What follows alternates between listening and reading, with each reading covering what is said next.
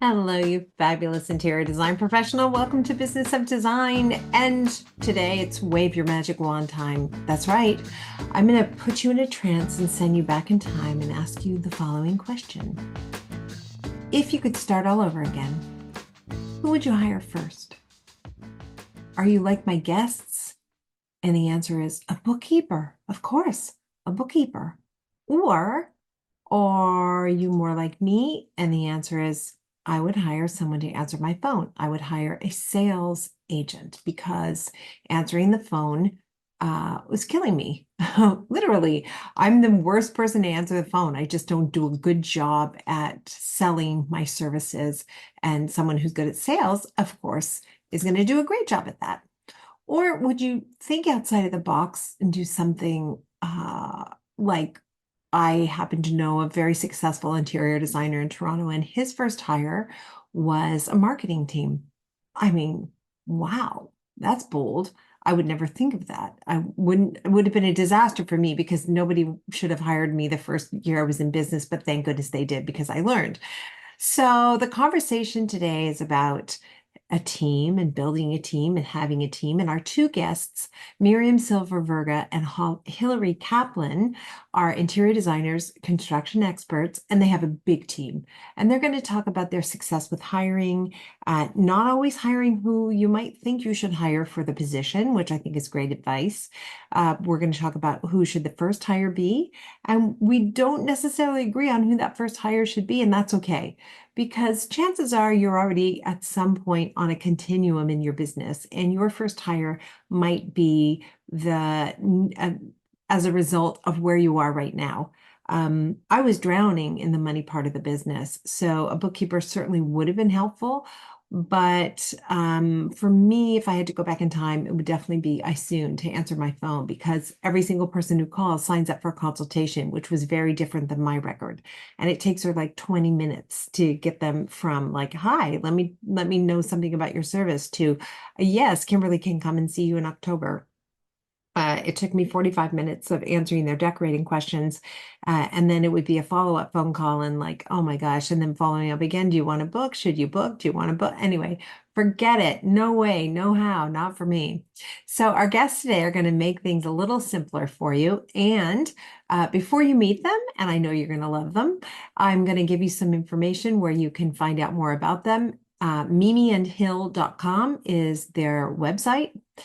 And you can find them on Instagram, Mimi and Hill. And I recommend that you do that.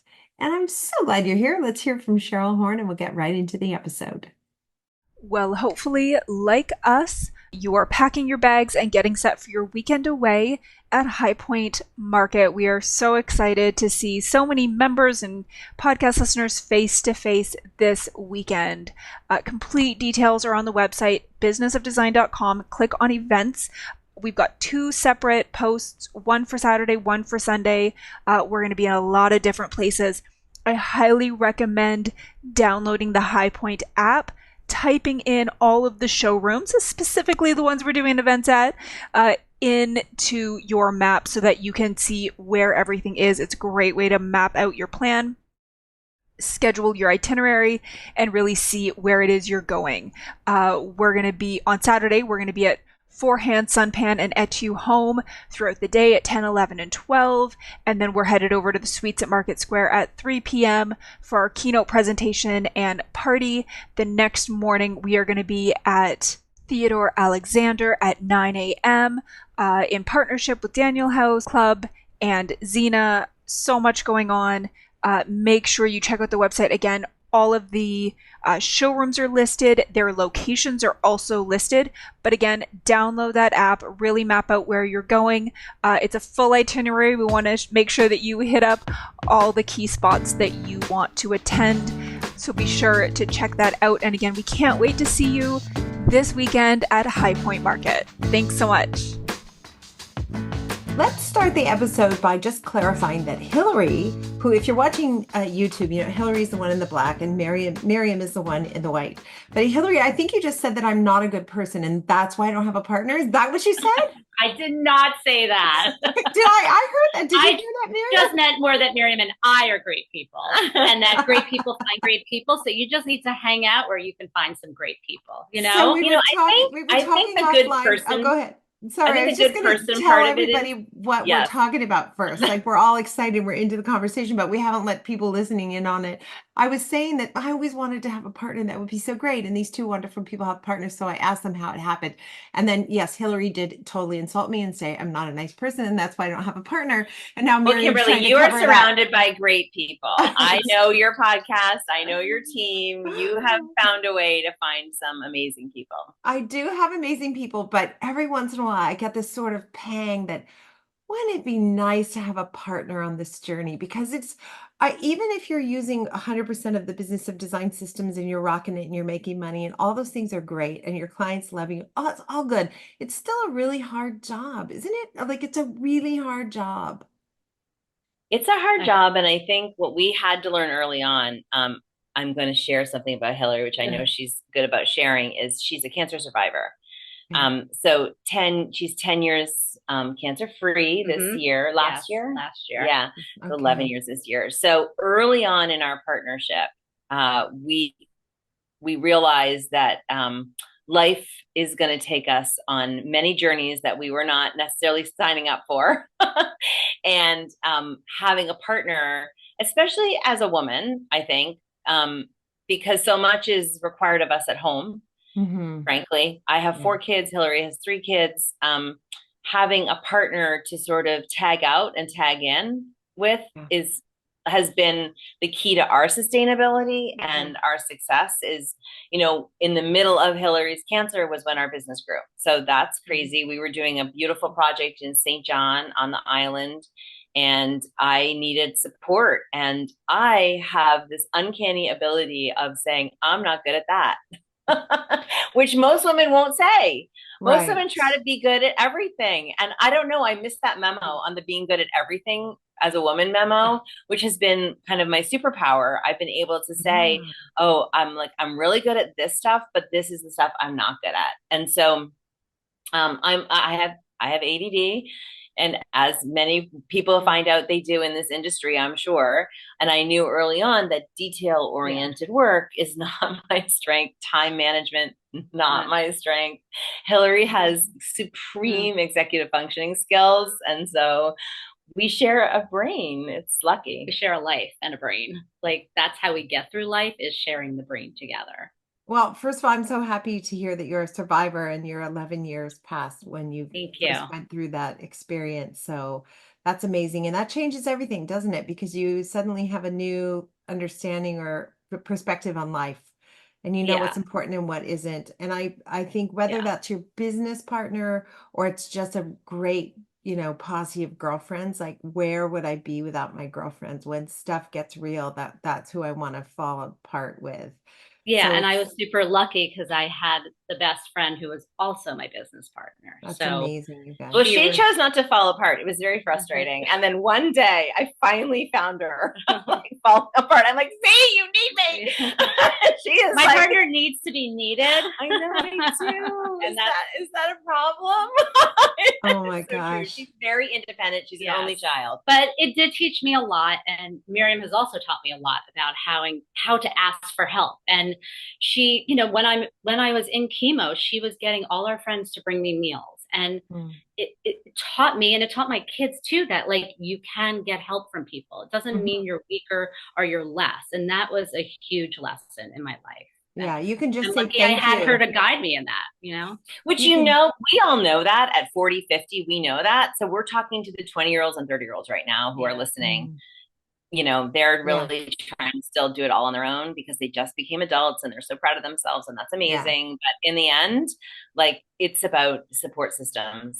Yeah. And I can tell you, I also feel like it allows someone to contribute to the process of recovery by allowing them to make a meal. You may or may not feel like eating, Yes. right? That was the conversation. Yeah, right? That was how I finally broke Yes. her down. Yeah. You're Yeah. depriving people of being involved in your success story towards recovery. So, okay, but that's a really good segue to what we actually wanted to talk about today, which is employees and how do, if if you can define for yourself what you're good at and hire people who do the things you're not good at, that's half the battle.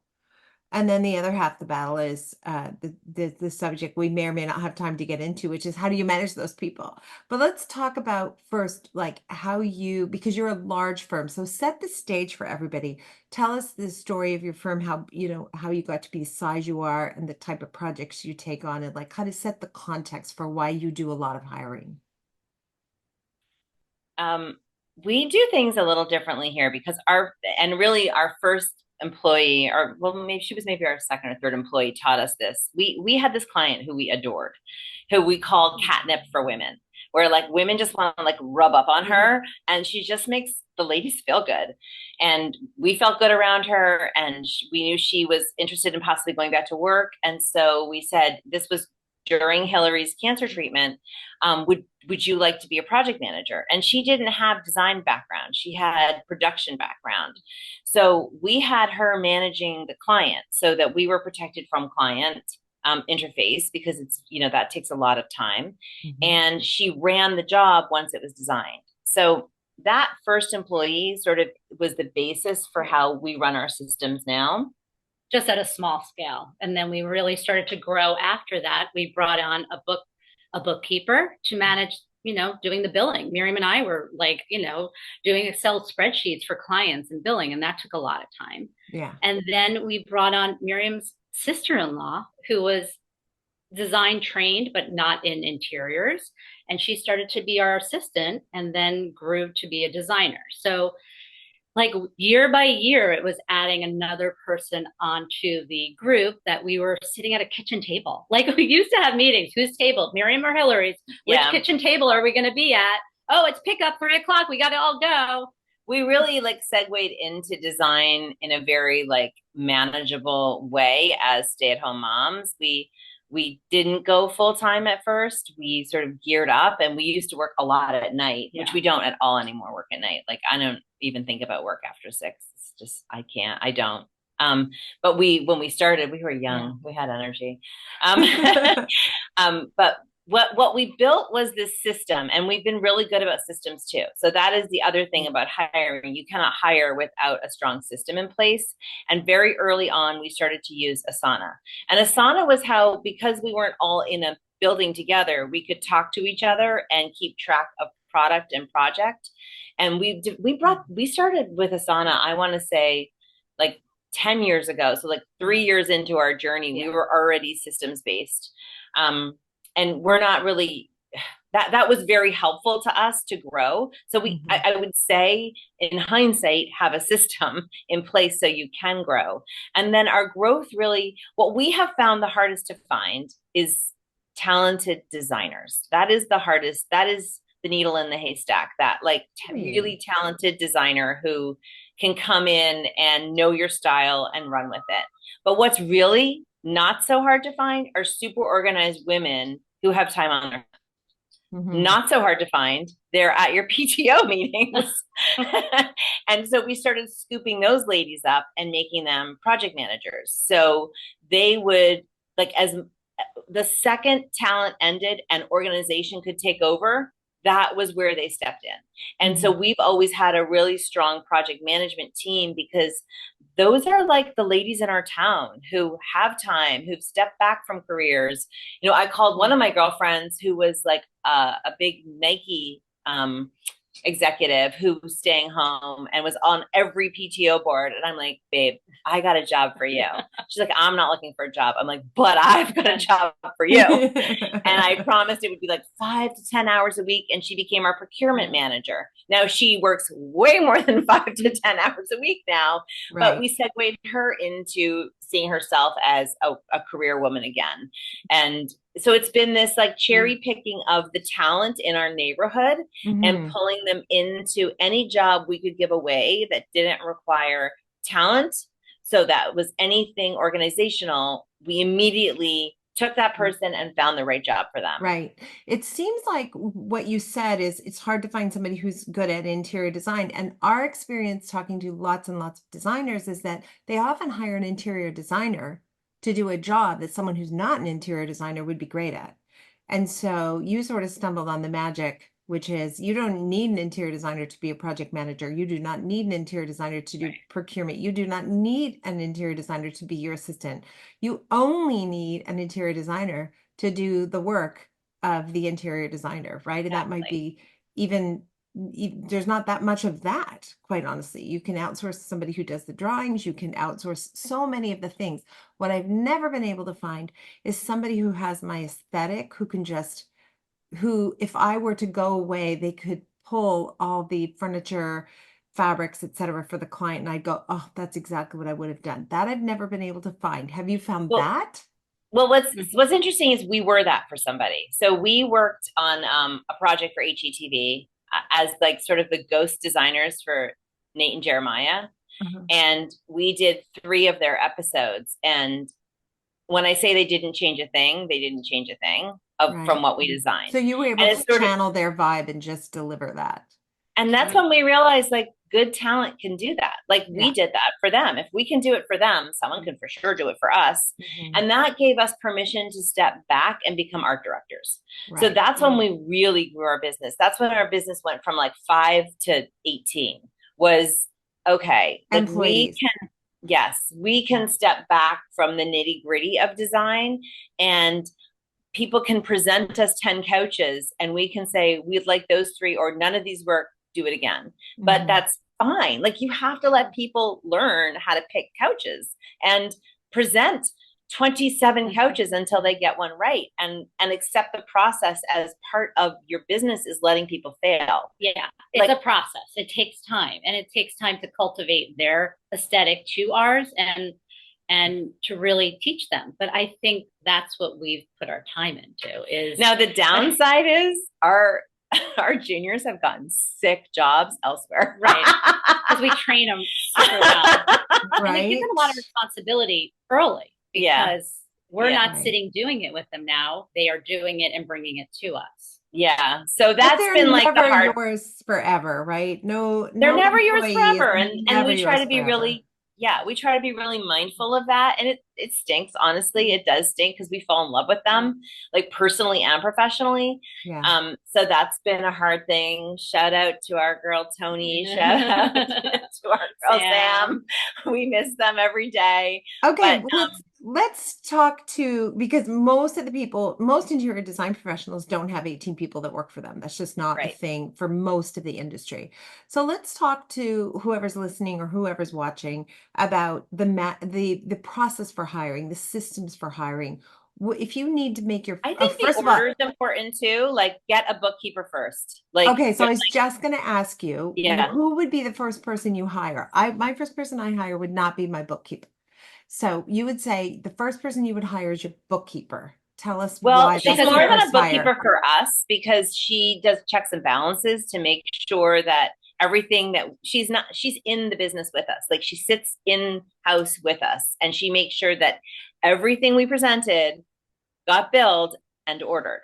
Right. So now that's a super important key part, that everything you presented actually makes it off the suggestion list into it's been ordered, it's been procured, and now it's running through the procurement system and it's actually on its way. So like you could hire a bookkeeper who also manages your procurement and manages your procurement stream.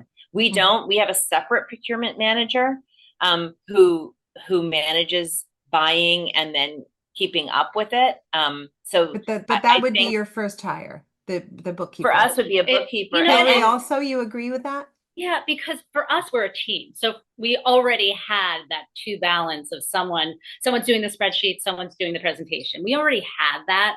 So if it was a single person, it might be an assistant, but as us as partners, we needed that business part taken off of our plate. It's Right. very time consuming. And it's besides just the invoicing, it's also the calls. Like we were getting calls all the time. So you'd be spending time with getting new business constantly. And Yeah. that took us away from the design.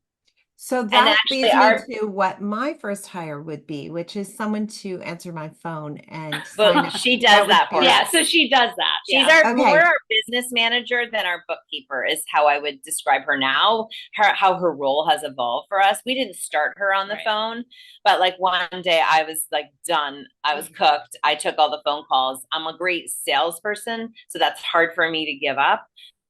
But I just couldn't keep up with it. And she agreed to take over sales for us. And she's does a great job. We hear her in the office and we're all Amazing. like, oh girl, she really has a great way of explaining what we do in the process because she's so involved inside out. You know, she's not like just a bookkeeper that comes in. So maybe I should have been more clear. Maybe it's more a Well, it's business very manager.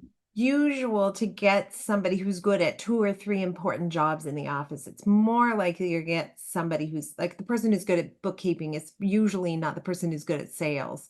So I would have going back if I could go back in time, I would hire someone. Find to answer my yourself a phone. Jewish girl. I'm just joking.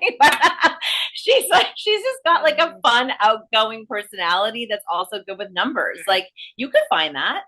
You want somebody who's like, you know, like some energetic. Yeah, like an energetic bookkeeper that exists. I've seen it, you know. Because So the person answering the phone needs to be passionate about your business. They need to be so passionate and prideful and proud of you guys. But that said, I've heard on your podcast that is something. There are companies that you can have answer your phone for you and sell for you, and that if that's something that you can give to a consultant, that's fine too. Like that, there is an industry for that. So that's you can wonderful. outsource anything, right?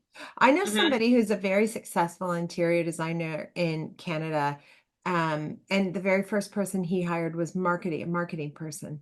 I thought that was so interesting. He came from a wealthy family background and he knew what that might be able to do for him in terms of launching his career. And it was extremely effective. So I think it's interesting. Like men, they're just born with that confidence, right? He was like, oh, my first hire is going to be someone who tells everyone how amazing I am. Like we all need to channel a little man in us because women have to become experts before they feel confident acting like an expert. Definitely. And that's statistically, there's so many studies that have been done around that. And that's specific study I'm referencing. I talk about it all the time with my daughters. I think it's very important for women to remember that we know much more than we think we know, and we can act like we know more than we know. Like that's okay too. You can make it. You fake it till you make it. You know, that's okay. Like, you know, we did do that because Hillary and I didn't go to school for design. And so we would make these like horrible mistakes, like tragic mistakes. I would just always say, it's like, what did I say? It's the cost of school. Cost of tuition. I would be like, chalk it up to cost of tuition because, you know, we would just have to accept that like and that grace that we give each other is the grace we give our team.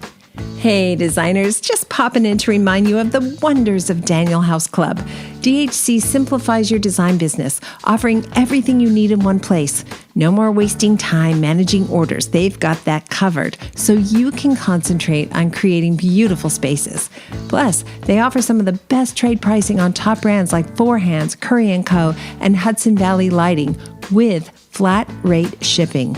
To join, visit danielhouse.club and use the promo code BOD2024, all caps, for 50% off your first year of their Pro Plus membership. And for you longtime members of DHC, they want to reward you for your loyalty. Use the code HighPoint2024 at checkout to receive 10% off the value of your next order. DHC is also super excited to celebrate BOD's 20th anniversary with us this fall at High Point Market. They will be sponsoring our seminar series on Saturday, October 26th, in partnership with some of their top vendor showrooms, including Four Hands, where mimosas will be on tap. Join Daniel House Club now and experience how easy managing your design business can be. Okay, so going back to who else we would hire next. So who would be the I love person? giving away procurement. I love giving away bookkeeping, Project management. project management. So let's So that your talk about client that, can't reach because I you, because think that's it's hard for huge. people to wrap their head around. What are the characteristics of a project manager you're looking for? Like what is their specific skill set?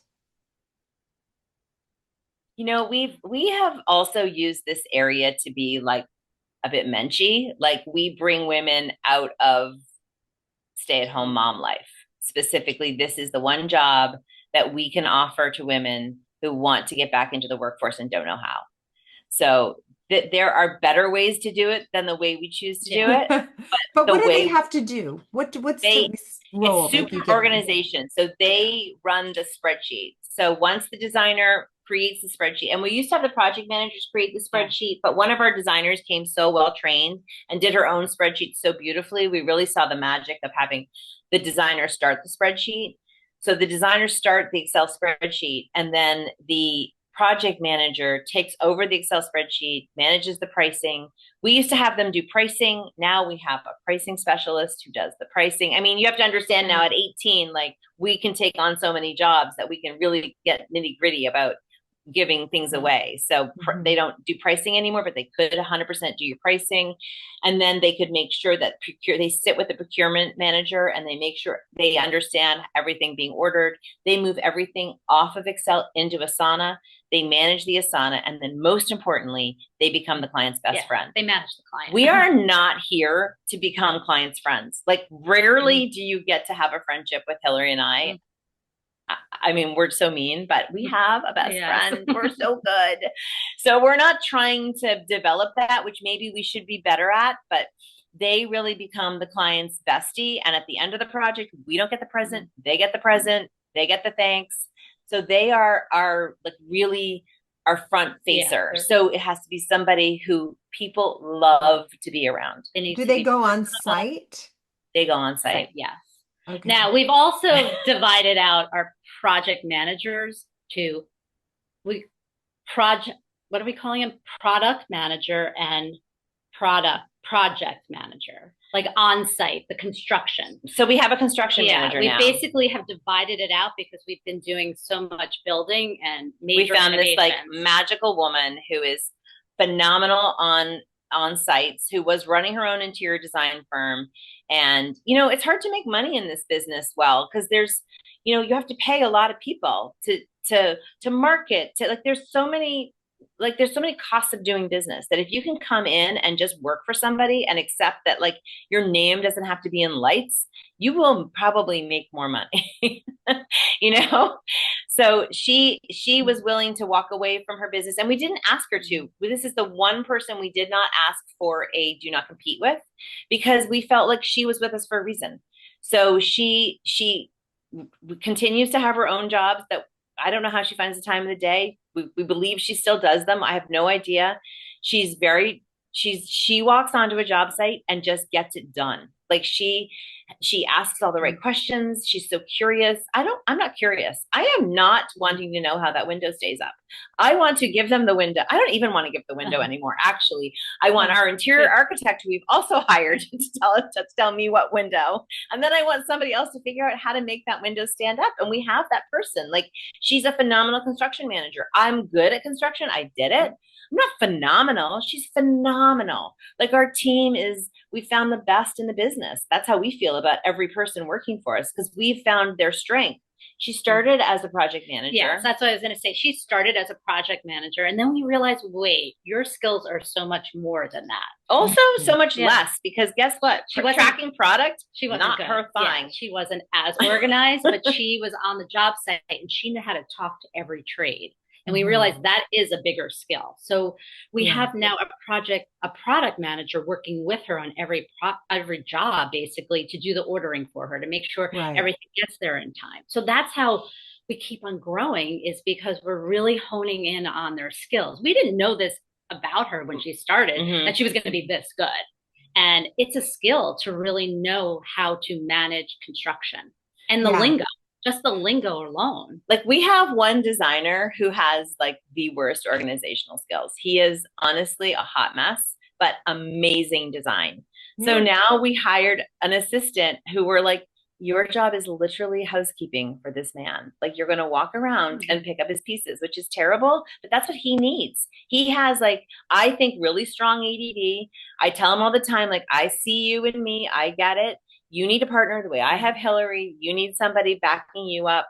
And so we try to like not make him feel bad about his weaknesses, but really fill up his strength bucket and make him feel good about his strengths. And then like find ways to organize for his weakness. And we're really honest about it with him. We're like, babe, we adore you. Don't ever leave us. And you can't because nobody else is going to do for you this thing of managing your weaknesses so well. Yeah. And if there's a takeaway from all this for anybody listening, I think to really don't spend a lot of time and energy trying to teach someone who's not good at something to do that thing. Because I wasted a lot of time doing that. That doesn't work.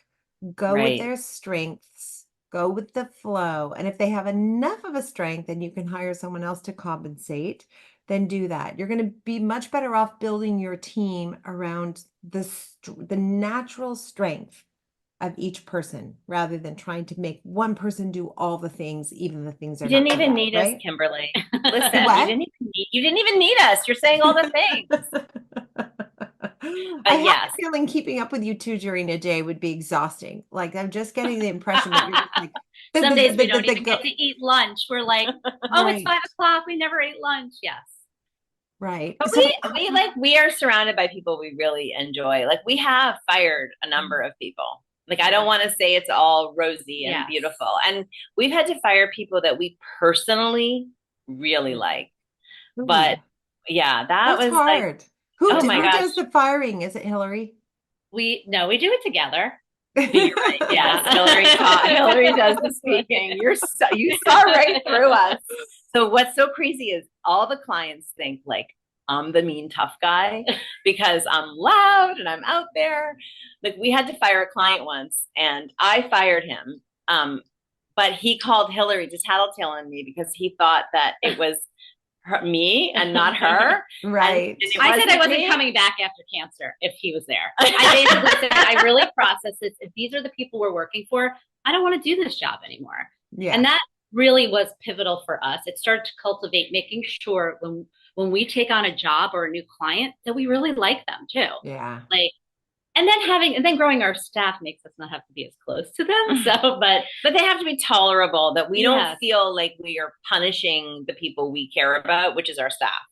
Like they don't have to be perfect, but they have to be like good enough that it's not mean that we assigned this person to somebody. Don't you find sometimes there's a dynamic? Like I've had a couple of clients that I just, for whatever reason, I'm so uncomfortable around them, but somebody on my team just loves them. They get along great. Yeah.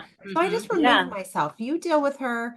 You like her. There's a fit, but for whatever reason, we're just not a fit. We're not a fit. And that, I guess that's true of employees too. Like sometimes that's the nice thing about having dynamics. Like a team this size is we can match the designer to the project and more importantly, match the project manager to the project. Yeah. Right. Okay. So if you had 3 quick tips for anybody listening and you need to hire, what are 3 things you must do in order to get yourself ready to hire? And figure out what you don't want to do. Okay, love it and loathe it. I call it the love it list and the loathe it list. Super easy. I love to do this. That's why you're in charge here, Kimberly. Exactly. I hate to do this, and this. So I'm only going to hire someone who loves to do the things on my hate it list. Yeah, right. So first thing, identify what you like and what you don't like. Okay. Yeah. And then honestly, look in your friend group, which is crazy to say. Like look in your circle and see if there's somebody in your circle that has the skill set that would match your loathe it list, because it's really nice to work with like people you like and your friends. Yeah. Like we get to work with our best friend every day. Like there's nothing better. So that would be my next thing. And then thirdly, I guess it's accept that you're going to hire and it doesn't have to be forever. You can make a 3-month decision and see how this person goes and give them 3 months and, evaluate and be honest up front. Like, there's a 3 month too. I always sucked at that. We would hire someone new and I would be so overwhelmed and so busy. I barely had time to pay attention to them. And 6 months later, I'd be, who is that person doing nothing all day long over there at a desk?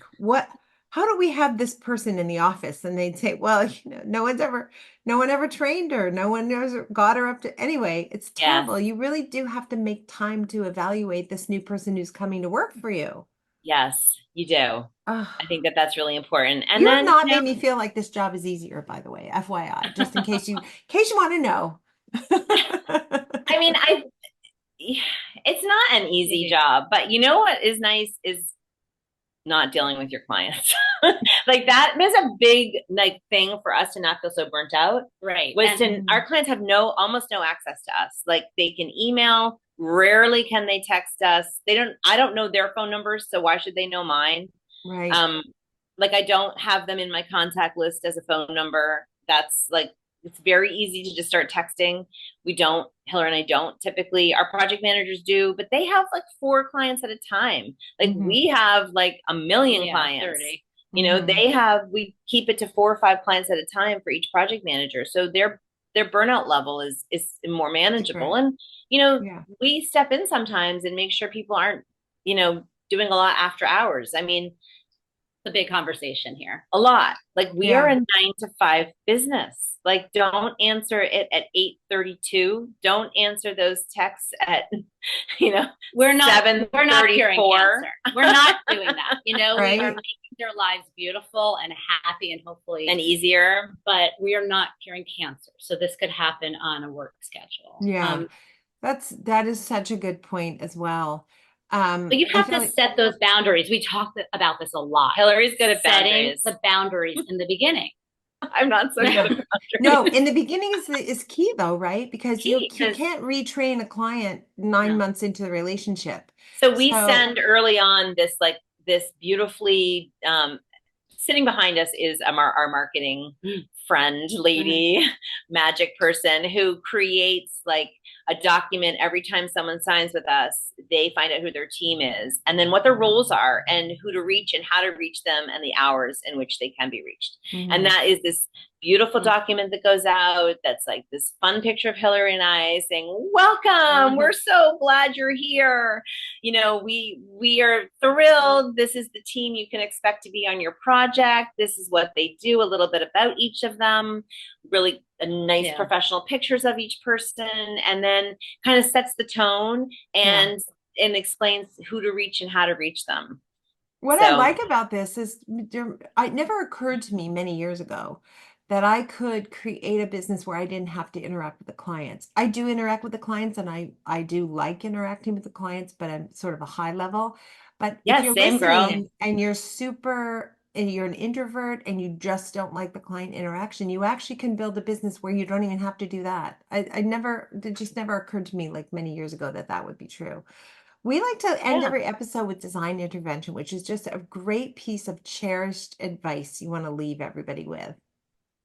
Well, the best piece of advice we got was from our friend Alexis. You mean like the Amazon virtual assistant? Schwartz Furniture. Yeah. She helps designers. Before we had our procurement team, you know, we bought through her showroom and she's a phenomenal business person. And we were having one of our biggest crises, you know, with a client and talking to her about it. And she said, like, you are going to have to eat something on every job probably, and you're not going to be wrong. It's not going to be about a right or wrong. It's going to be about how can you make the client feel heard. So in every job now, we know there's going to come a point where it wasn't our fault, where it might be slightly our fault. It might be entirely the client's fault, but we kind of reserve a chunk of money that we know is going back on the table to make the client happy. And we don't begrudge the money. It used to be really hard for us to give that money back. And now we're like, oh, there it goes. Like now we know, like that's the spot that gets the money. And so we've come to learn that making a client feel heard with a little bit of money is the difference. We just closed out a job where the contractor left a huge hole in a wall that had nothing to do with us. I sent my team there. My designer sat while my painter fixed it. So she felt seen, heard. that her Paid job for. mattered still at the very end when everything was done and paid for. We still were there the next day with our team and didn't charge her. And because that's the money we left on the table, knowing full well that there's always going to be something you leave behind to make your client feel adored. So that would be like that's take our your biggest lumps. lesson. That was Yeah. the biggest lesson we've ever learned, I think, and continue to act upon that now. And then I feel like we are better at our job. It makes a lot less stress for us as well. Like Yeah. I feel like we used to stress about that, and now we kind of like, okay, we're good. Like we don't go home now and it's not on our shoulders. We've left it at the office because we knew it was going to happen somewhere in that job. And I think if it's a problem money can fix, it's not much of a problem. Like, let's just move on. Let's just figure this out and move on. I thought, Hillary, you might also add as design intervention something that you There's said. one other thing, and it kind of is like that, but we put it on our desk, and it's the word yes. Yes, we can do anything for a client. It just, the S is a dollar sign. Like we learned that, yes, that's what you want. Yes. Because we used to say yes and not, and feel like bitter about it. Now it's like, or yes. say no. And Right. in luxury, in true luxury clients don't hear no very often, and they're not going to want to hear no. So we had to learn to step up our luxury game. And it's yes with a dollar sign, how we see it. You know what I mean? I feel like that could be big bling around my neck. Like one of our assistants actually bought a mug for us that said that. No, I love that. I thought, Hillary, I thought your designer intervention was going to be, we're not curing cancer. Like I remind myself of that all the time when I see a client amping up the tone or on something. I'm like, no, this is not, I don't have a kidney for you here, lady. We're just talking about paint. So I know, right? I'm gonna bring the tone of this conversation down. There's just so much. There's such an advantage to having been in the game a little while, isn't there? But I wish I could just. Win. We mentor a lot of young designers for that reason, because the piece we have now is they just don't have it yet. So we started this design collective in New Jersey that has, I think, 30 people in it now. A couple of the older designers sort of banded together and we're like, let's help those babies. And we've been really sharing a lot of tidbits and advice and contractor information, and like really, really, really abundantly sharing, because you know who doesn't have our back? Anyone else other than your friend who's a designer. Like the contractor doesn't. Like the builder, the architect, the client, like you will find your law people doesn't have our back. Designers. Yeah. That's where the community we want to be. Yeah. Well, you guys are a force to be reckoned with. I can tell that. And I think it's wonderful that you found each other, and it's wonderful that you've built this success, and like just continued wonderful success to both of you. And please stay. Kimberly, we want to thank you too. I listen to you a lot on my walk to work, and you give me such like mental clarity. And so I want to thank you for that. Oh, that's so nice. That's so great. Well, hopefully we'll get to meet in real life one day. That would be the best. I would love it. Love that. All right, you guys stay well. You too. All right. Bye for now. Thank you.